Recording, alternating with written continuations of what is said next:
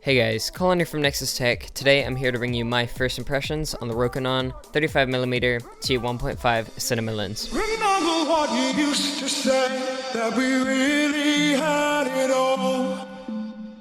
So in the box you're going to find a lens cap, a lens hood, a manual, a carry case, and of course the lens itself. Just to give you guys some context here, this is a prime lens, so you are stuck at 35mm, so they do make a lot of other focal lengths such as 18mm, 50mm.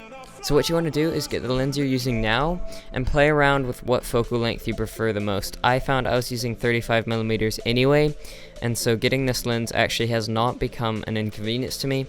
It just feels pretty normal.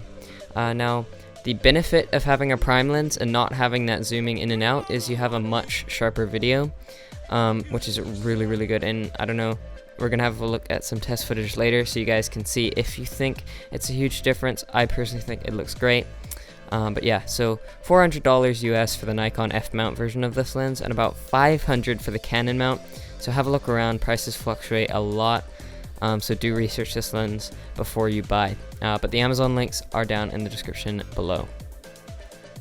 So here we can see some shots of the camera and the lens together. So I had to use the spare camera to shoot this, why it's a little bit more grainy. But the build quality of this lens is amazing, just amazing. It weighs a lot, adds a lot of weight to the lightweight Nikon D3300, so just keep that in mind.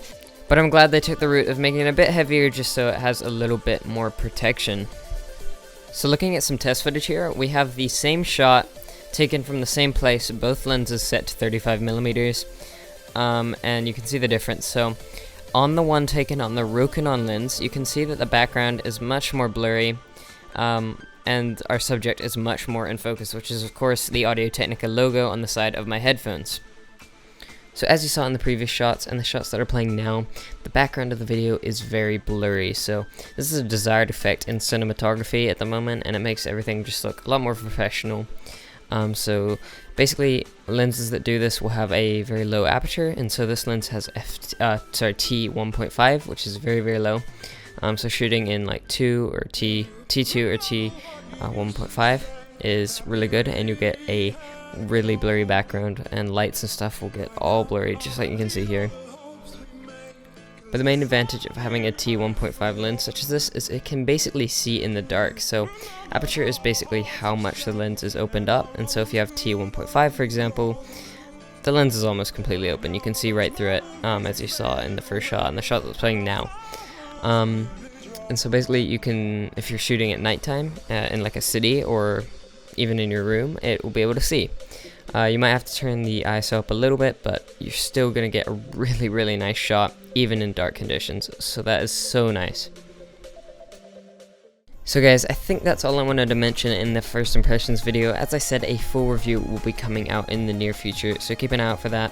Also, if you want more test footage on this lens, I will be releasing a cinematic kind of video on my second channel. Links in the description to that. That'll be coming out around next week. So yeah, thank you guys so much for watching. Once a week uploading from here on out. Yeah, so thanks again, and I will see you next week.